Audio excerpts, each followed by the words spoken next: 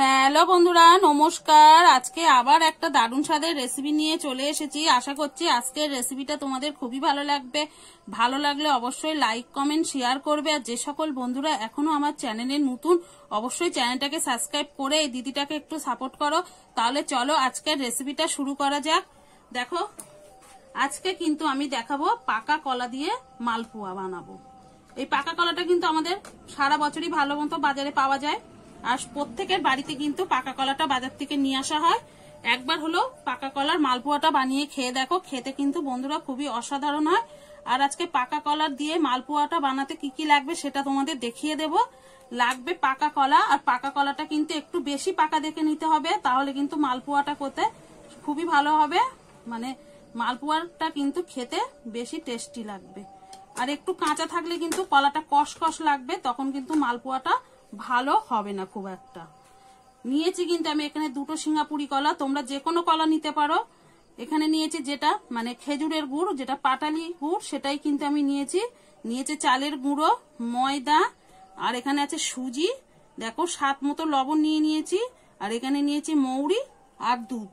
তাহলে চলো রেসিপিটা শুরু করা যাক। এবারে আমি এগুলো কিন্তু একটা সাইডে সরিয়ে দেব।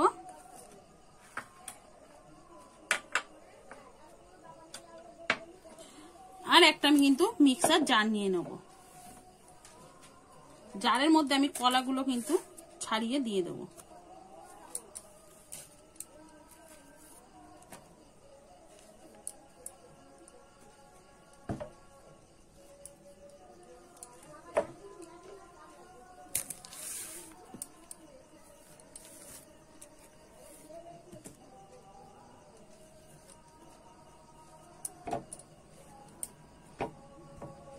কিন্তু কলাগুলো ছাড়িয়ে দিয়ে দিয়েছি।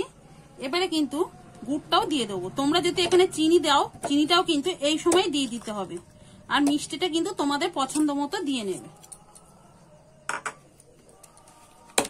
এবারে কিন্তু আমি ঢাকনাটা দিয়ে একটা সুন্দর পেস্ট করে নেব। দেখো, আমি এবার কিন্তু পেস্ট করে নিয়ে চলে এসেছি। দেখো, এবারে কিন্তু একটা পাত্রে নিয়ে নেব। এই বড় একটা বাটির মধ্যে ঢেলে নেব।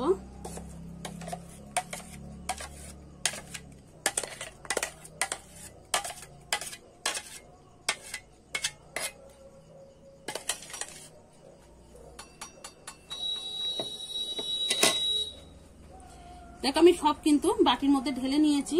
এবারে কিন্তু এক এক করে উপকরণগুলো দিয়ে দেবো। আমি দিয়ে দেবো ময়দা,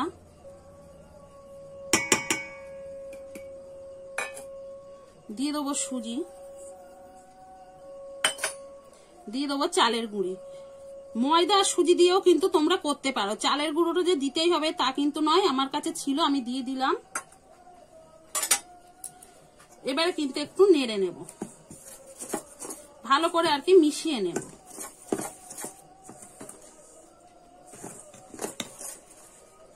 আগে থেকে কিন্তু তোমরা দুধটা দিতে যাবে না। দুধটা কিন্তু দিলে ব্যাটারটা হালকা হয়ে যেতে পারে, যেহেতু কলা আর গুড়টা দিয়ে কিন্তু একটা ভালোই লিকুইড হয়ে গেছে।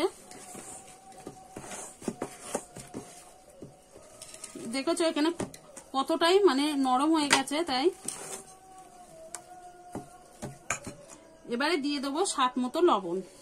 লবণটা কিন্তু তোমাদের বুঝে শুনে দিতে হবে।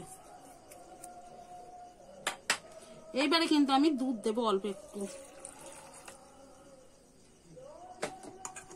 দুধটা দিয়ে আমি কিন্তু ভালো করে মিশিয়ে নেব।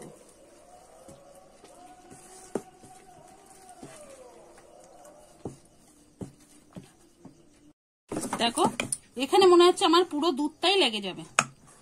এখনো কিন্তু ব্যাটারটা অনেকটাই ঘন আছে, আর একটু দুধ দিয়ে দেবো।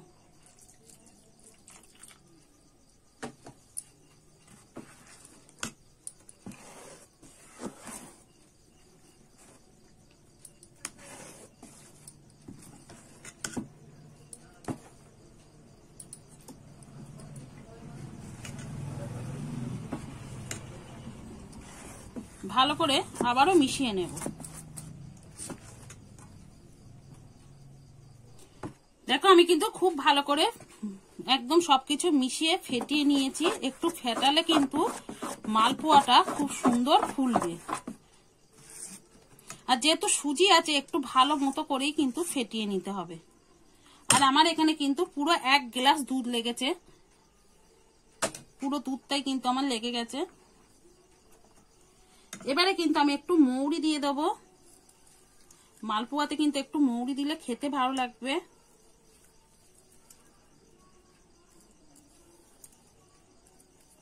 এবারে আমি সবকিছু মিশিয়ে নেব মৌরিটার সঙ্গে ভালো করে, কিন্তু আবারও একবার এইভাবে মিশিয়ে নেব।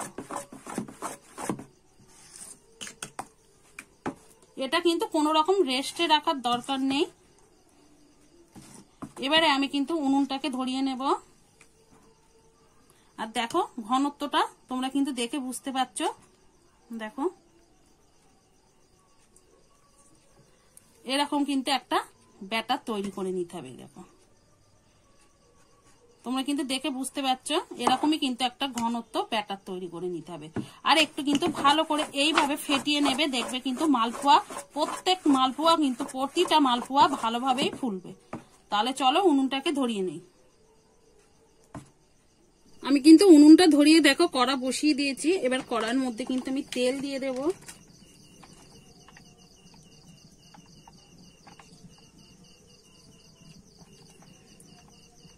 তেলটা কিন্তু আমি ভালো করে গরম করে নেব। তেলটা দেখো আমার কিন্তু ভালো মতো গরম হয়ে গেছে। তেলটা একটু নাড়িয়ে নেব।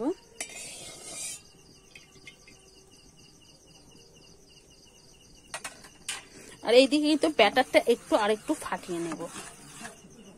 দেওয়ার আগে কিন্তু একটু এইভাবে ফাটিয়ে নেবে, তাহলে কিন্তু খুব সুন্দর ফুলবে।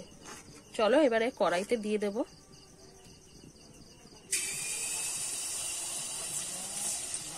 এবারে হতে দেব। এবারে কিন্তু আমি এই ওপর দিয়ে কিন্তু এইভাবে তেল দিয়ে দেবো। এবারে আস্তে আস্তে কিন্তু আমি নাড়তে থাকবো। দেখো তলা থেকে আস্তে আস্তে কিন্তু ছাড়িয়ে যাবে।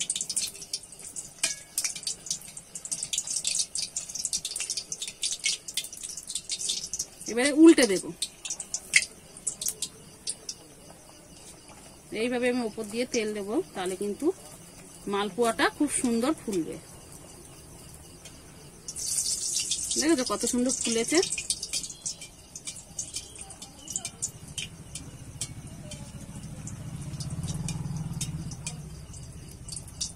আর এই সময় কিন্তু জালটা খুব বেশি দেয়া যাবে না, তাহলে কিন্তু মালপোয়াটা ঝট করে কিন্তু এই বাইরে থেকে লাল হয়ে যাবে আর ভেতর থেকে কিন্তু কাঁচা থেকে যাবে।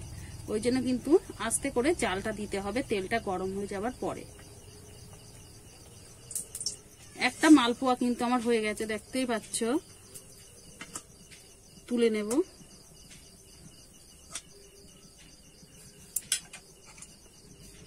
আবার একটা দিয়ে দেব।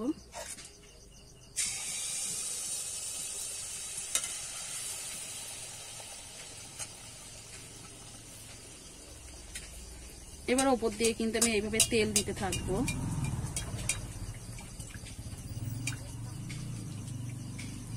দেখো বন্ধুরা কত সুন্দর ফুলে গেছে।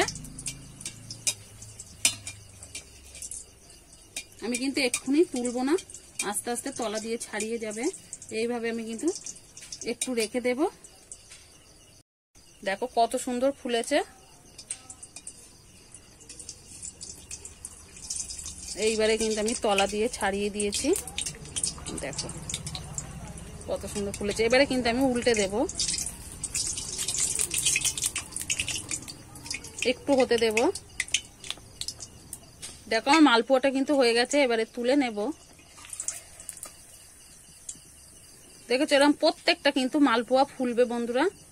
দেখো তুলে নিচ্ছি।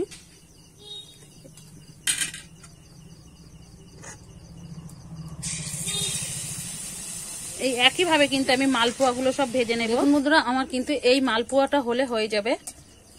দেখো কত সুন্দর ফুলেছে ফুটবলের মতো। এবার কিন্তু আমি উল্টে দেব।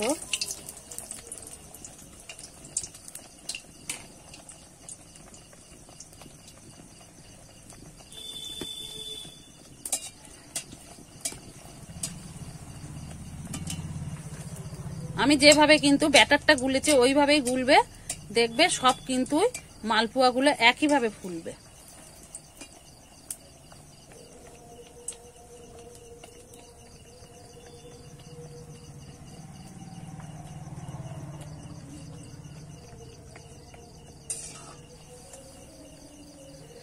দেখেছো কত সুন্দর ফুলেছে। এবারে কিন্তু তুলে নেব। দেখো কালারটাও কিন্তু খুব সুন্দর এসেছে।